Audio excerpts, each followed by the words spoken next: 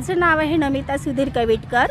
मी आशा सेविका म्हणून जवळजवळ 15 वर्षापासून ह्या क्षेत्रात कार्यरत आहे आणि ह्या क्षेत्रामध्ये येताना आम्हाला फक्त 7वी पासची अट मागितली होती आणि एवढं असून सुद्धा आता बऱ्याच महिला आहे यामध्ये 7वी झालेल्या विधवा परित्यक्ता यांना जास्त प्राधान्य दिलं होतं आणि तरीही आता इतके कामं वाढून दिलेले आहे। ऑनलाईन कामं करायचे, ऑफलाईन कामं करायचे, हे सर्वेक्षण प्रत्येक महिन्याला काही ना काहीतरी येतेच आणि एवढं करून सुद्धा आम्हाला जो योग्य मोबदला आहे तो योग्य मोबदला आम्हाला दिला जात नाही आहे। आता फक्त आमची एवढीच सर्व आशांची आणि गटप्रवर्तिका म्हणजे आमच्यासाठी सुपरवायझर म्हणून नेमलेल्या ज्या महिला आहेत त्यांना गटप्रवर्तिका म्हणतात। त्यांना सुद्धा बरेच कामं आहेत आणि त्यांना पण त्यांचा मोबदला मिळत नाही आहे व्यवस्थित।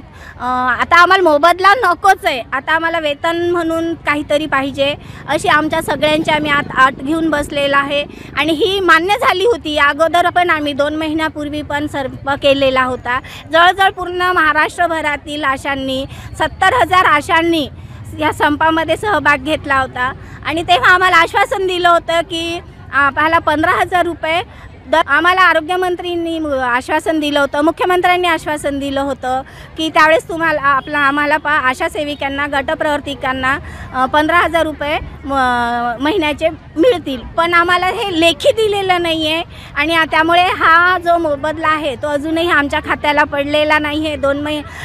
दर दिवाळीला आम्हाला बोनस द्यायचं ठरवलं होतं, पण बोनस दिवाळीहून 3 महिने जास्त झाले आहेत तरी दिवाळीचा बोनससुद्धा आम्हाला मिळालेला नाही आहे।